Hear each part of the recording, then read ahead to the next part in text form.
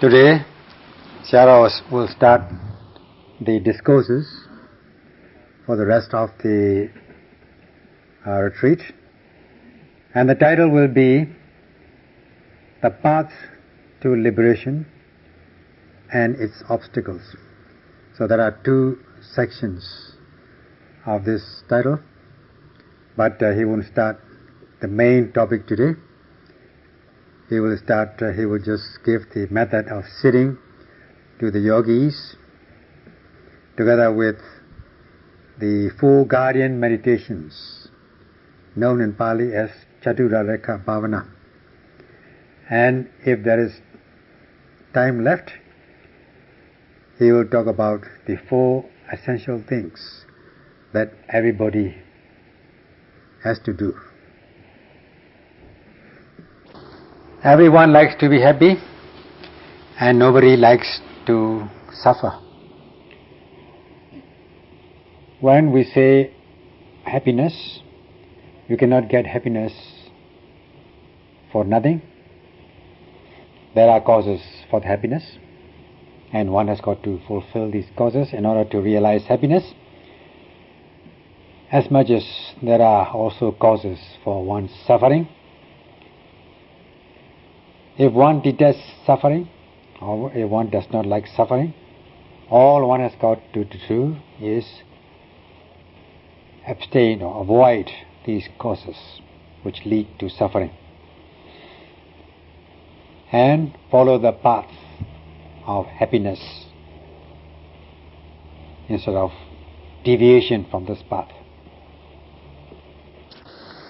It is to be understood that the practice of Satipatthana, the way of mindfulness, is to free oneself of the mental impurities which arise in oneself, such as greed, hatred, lobha, dosa, so that one becomes cultivated, gentle and lovable, affable, and realize the security in one's life. So when one is practicing this discipline, a high level discipline, one needs to understand the benefits of the practice. And in order to realize these benefits, the Buddha has given the method of practice, such as sitting, how to sit, and the method of practice. So this will be given briefly. Out of the three locations prescribed by the Enlightened One, we have the forest, that's the first one, and then the tree, under a tree or near a tree, and a quiet place, secluded area, away from inhabitants. So these are the three locations specified by the Enlightened One.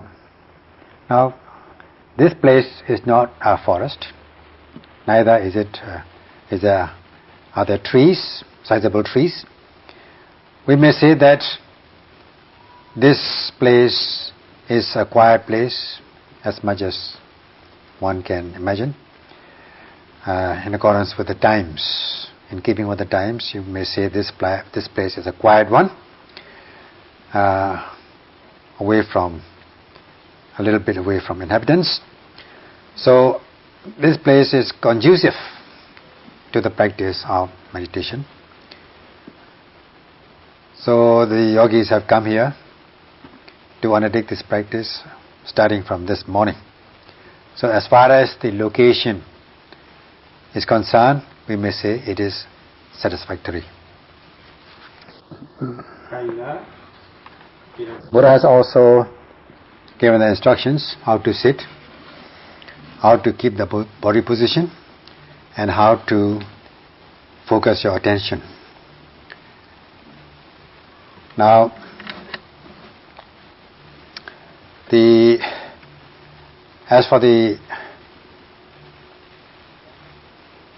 one has to sit with crossed legs crossed, but not to sit in such a way as to press each other. If your two legs are pressing each other, then there may be unbearable situations, feeling painful after long sitting. So you should sit with cross-legged, but in a relaxed position. And during the Buddha's time, of course, there are no such things as cushions and things like that on which you are sitting. In America, people are sitting very comfortably, using a lot of materials to prop up your position, your body. So they are quite comfortable. In the Buddha's time, it was not so. There was no such thing as cushions that you are all using now. Now, as for the body position, you should keep your body erect, upper body erect. The lower part is, of course, cross-legged, and keep the upper body erect. If you don't keep the upper body erect, if it is bent, then there will be unbearable stiffness and tension in the upper part of the body. So by sitting erect like the image which you see in front of you, the Buddha image, there will be no such problems of painful sensations when you're sitting for some time. So you'll be relieved of this pain if you're sitting with erect body, upper body. You may say you sit at 90 degrees centigrade, 90 degrees sitting position, perpendicular. So this is how you sit, and the location and the position and the position of the body. The Venerable Master Sayadaw has given the object of attention in the abdomen. So the mind, you have to focus your attention to the object of attention, object of observation, to which you are meditating.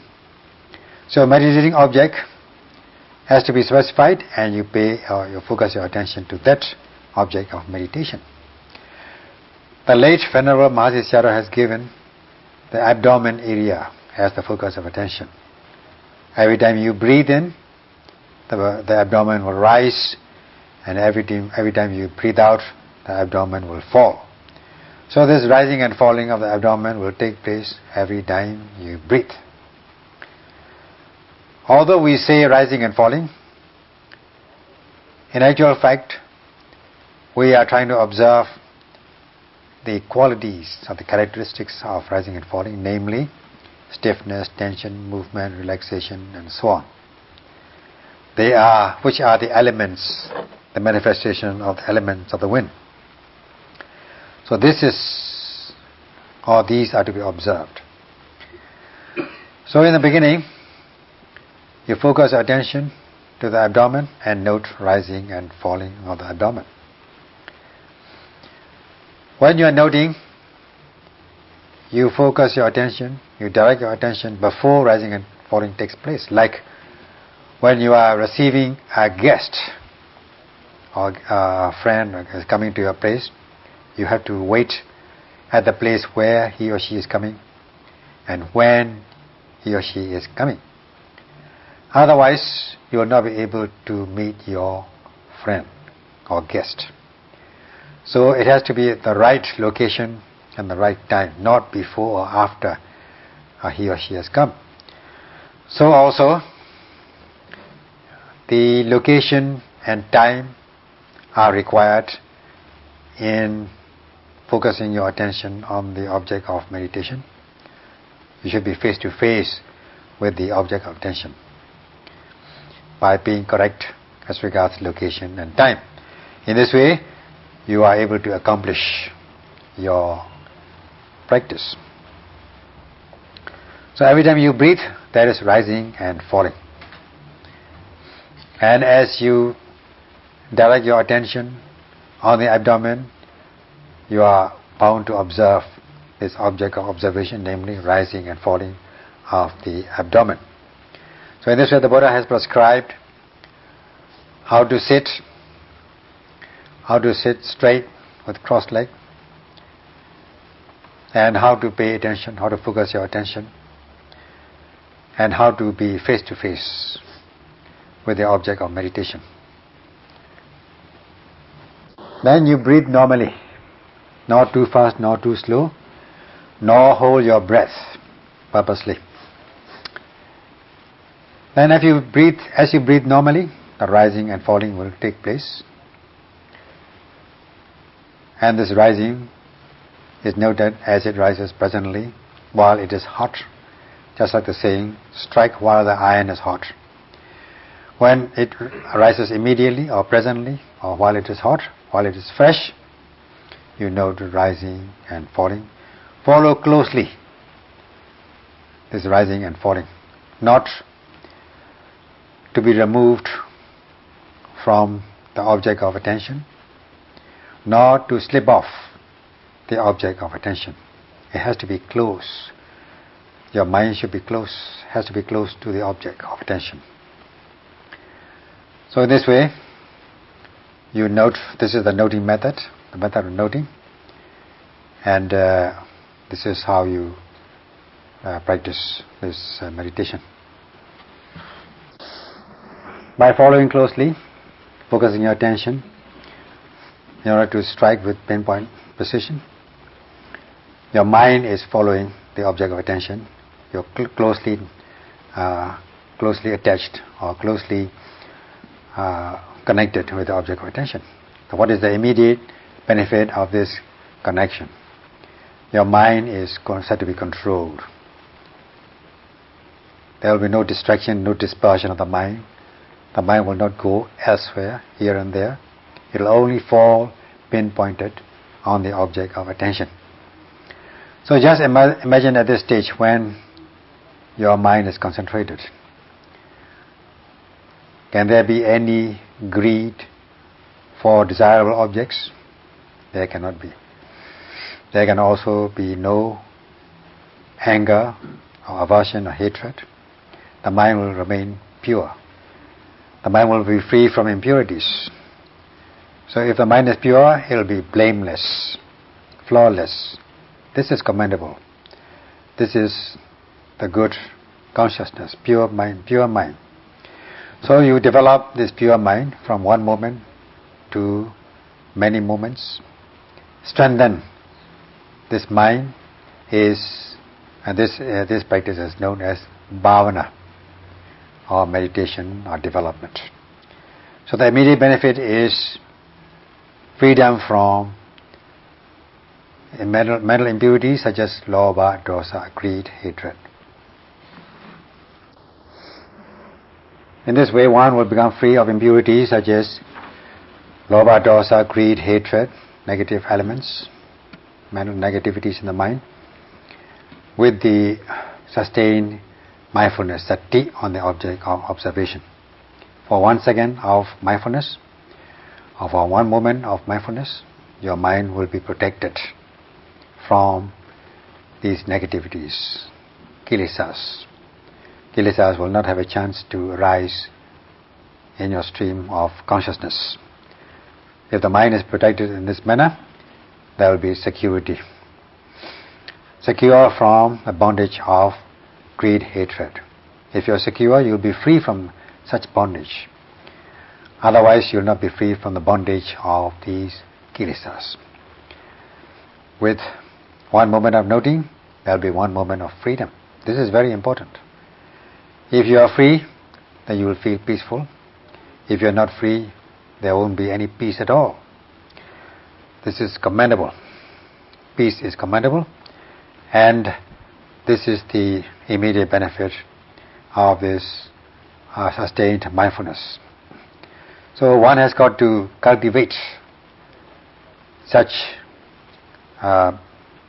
methods, cultivate the mind in order that they become ennobled and developed. So this will be a cause for happiness. In this way, you are cultivating this momentary peace, moment by moment, peace and happiness. So in the beginning, you are realizing this protection of the mind. Your mind is protected momentarily. There will be moment by moment security, leading to freedom from the bondage of kilesas from moment to moment, and this will lead to peace of mind. So these momentary benefits, protection, security, freedom and peace, have to be built up in order to get the real or the large amount of peace and happiness. So whoever wants to realize the happiness, peace and happiness, should cultivate this moment by moment practice in order to realize the peace. So whoever wants to realize peace has to build up all this momentary peace, moment by moment, to build up and cultivate this small amount of peace in order to get large amount of peace. So the question rises, is it necessary for everybody, or is it essential for everybody? As for Sayadaw, he considers that this is essential for everybody. There are 4 things which have to be fulfilled, whether it is in the worldly matters or in the spiritual matters. It is essential for everybody. It is essential that everybody should fulfill these 4 things. Now everyone cherishes peace and happiness, and this is essential for everybody. When we say everybody, this is not confined to the Buddhists or Buddha's devotees. It is universal, concerns everybody, every human being. That means everyone who likes to be happy and peaceful. The 4 things are, first of all, one has got to do a compulsory nature of the task, or the work, or the practice. That means one has got to do it. But this is not by command, but this is by necessity. Secondly, one has got to do it by oneself, not through another person, not through an agent or proxy. For example, when you are eating, drinking and evacuating, you got to do it by yourself, not through another person. You cannot hire another person to eat. Thirdly, one has got to do this particular thing in time and on time. That means when one is in time means when one is still of age or young, one is young and healthy, and one has the facilities to do it, such as the teachers who can give correct guidance and things like that. On time means timely, punctual practice, such as when you have 24 hours available to you. Practicing full time, except the time when you are fast asleep, taking out 4 hours from 24. So you have 20 hours available. To be mindful every moment or every second of this time. This is the 3rd aspect. And the 4th aspect is the maximum benefit that one can get. If a task or a practice brings about maximum benefit, then this can be said to be essential for everybody. Now as to this practice, to get peace, you must be free from the bondage of these kilesas. And this practice affords or brings about freedom from negativities or negative mental states, kilesas, and bring about peace as the benefit. So this practice of Satipatthana brings maximum benefit. That's why it is essential for everybody. Because Satipatthana has been declared to bring about 7 benefits, beginning with the purity of the mind, freedom from grief, lamentation, and so on. So, when only one's mind is pure, will one be able to be free from the bondage of kilesas and be peaceful. So whoever wants to realize full-time peace has to build up the part-time or momentary peace. That's why it is essential for everybody, because this Satipatthana, the way of mindfulness, fulfills these 4 aspects. In order to be able to practice without any disturbances, to be able to practice peacefully, the Buddha has given the 4 guardian meditations or protection meditations. And some of you might have understood, listened to this talk, and for new people it will be necessary to understand these 4 guardian meditations in order to protect them in the course of the practice, so that they will be free from disturbances. And those who have already heard also can listen again in order to be more clear. And these 4 guardian meditations are known as Arekha Bhavana. Therefore also called 4 protective meditations. They are: first, Buddha-nusati, recollection of the qualities of the Buddha. Secondly, we have meditation on loving kindness, Metta Bhavana. Thirdly, Asubha Bhavana, recollection or meditation on impurities, such as the constituent parts of the body, taking constituent parts of the body as such as hair, and so on, as impure and repulsive. So this is Asubha Bhavana. And as for the 4th one, we have Maranasati, mindfulness of death. Out of these 4 guardian meditations, the first one is Buddha-nusati, recollection of the Buddha or the Buddha's quality. And out of several qualities of the Buddha, you can take one which fits you most, which you think is most suitable. Let us take, say, Arahant, the quality of Arahant. Being free, this means he is totally free or pure of greed, hatred, delusion and other kilesas. Because of mental purity, he is respected or revered or venerated by all beings. So this is the result. Because of the cause here is the purity of the mind. Because of this purity, the result is that he is respected or venerated by all beings. So, with the attainment of Arahata Megha, the path of the holy ones, he was able to eradicate all kilesas to the point of no return.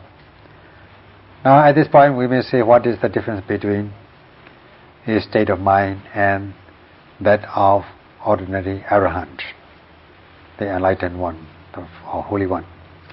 As for the ordinary Arahant, he is now free from the tendencies of the past. Just like when you have a bottle of alcohol or some other liquid, odorous liquid, even if you wash it, there may be some traces of this odor left in the bottle. It will not be totally free from. It may be free, it looks free, but when you smell it, you'll be able to smell traces of this odor, traces of the smell. Now in the case of the fully enlightened one, the Buddha, he is totally free from these tendencies of the past. When he meets lustful objects or objects which can arouse greed, he will not be overcome by greed. He will not be greedy. And even if he meets hateful object, hate-inducing object, there will be no hatred, anger or aversion. And the same thing goes with objects of delusion. He will not be deluded or bewildered or confused about such objects. He will be clear and free from confusion, free from delusion. So because he was able to fulfill these conditions or causes, he commands veneration by all beings. So he is endowed with all these qualities, hence the fully enlightened one. So by meditation on this Buddha's quality, you can also free yourself of these negative elements, lobha, dosa, moha, in your own right in the course of the practice. If you practice for 1 minute, you will be purified for 1 minute of these negative states. So, what is the immediate benefit? The immediate benefit is purity of the mind, and also during the practice, while you may be concentrating your mind, the mind becomes concentrated, there can arise some frightful, objects arising in your visions or in your thoughts. Then you will not be afraid of such frightful objects if you have practiced this mindfulness of the enlightened one. And you will have kind consideration towards others. So these are the benefits which can arise in the course of the practice. Hence, the practice of the mindfulness of the Buddha or the Buddha's quality for about 1 minute in order to be protected from all disturbances in the course of the practice. The second kind of Karya meditation is Metta Bhavana, loving kindness meditation, regarding others as your true or real friends, having universal benevolence, spreading this loving kindness to all beings without remainder, in a measureless manner, without limit. So, this is wishing for the others' welfare, others' happiness and success. If you are able to have this kind of mentality, then you will have no aversion or hatred towards others, because you are wishing for the welfare of others. So in this way, we say that the mind is not dry but wet. In Pali we call sineha. Wet things will stick to one another. The dry things will not stick.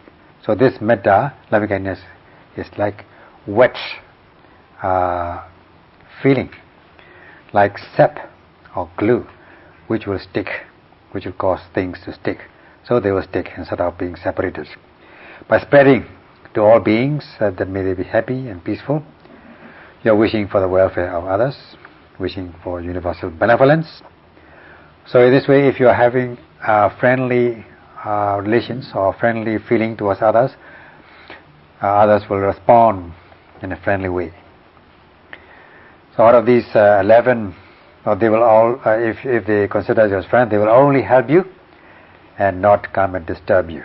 So out of the 11 kinds of benefits which can arise out of this loving kindness meditation, one of them is you'll be free from seen and unseen disturbances in the course of your practice, and will be able to practice peacefully. Hence, the necessity for the practice of Metta Bhavana, loving kindness meditation, to some extent, say for 1 minute.